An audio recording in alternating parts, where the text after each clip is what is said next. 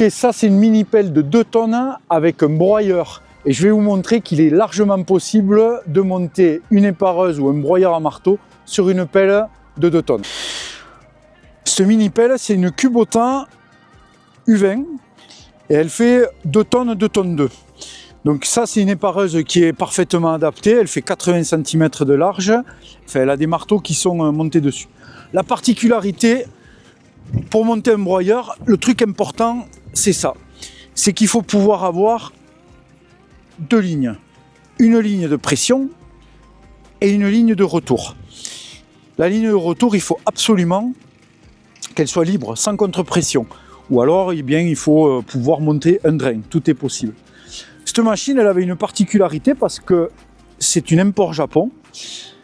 C'est qu'elle n'était pas équipée d'un retour sans contre-pression.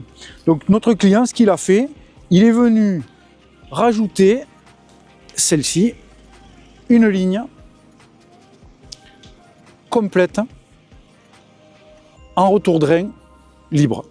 Ce qui lui permet maintenant de faire tourner le broyeur sur sa pelle.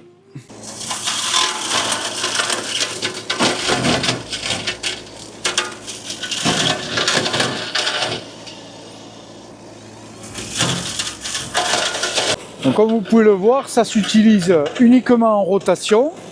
Il n'est pas possible, surtout sur les machines de cette taille, de pouvoir travailler en avançant avec les chenilles, en translatant.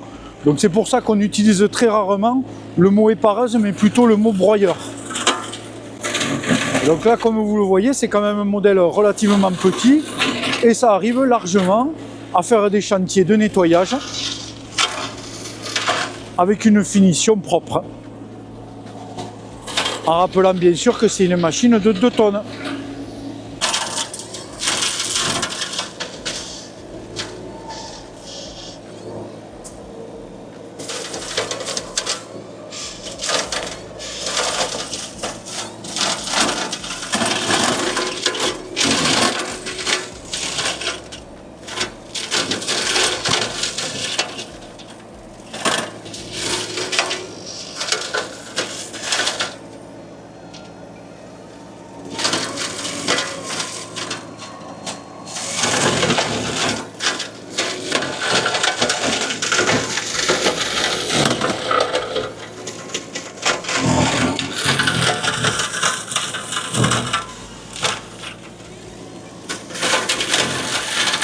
Possible de monter un broyeur sur une pelle de moins de 2,5 tonnes? La réponse c'est oui.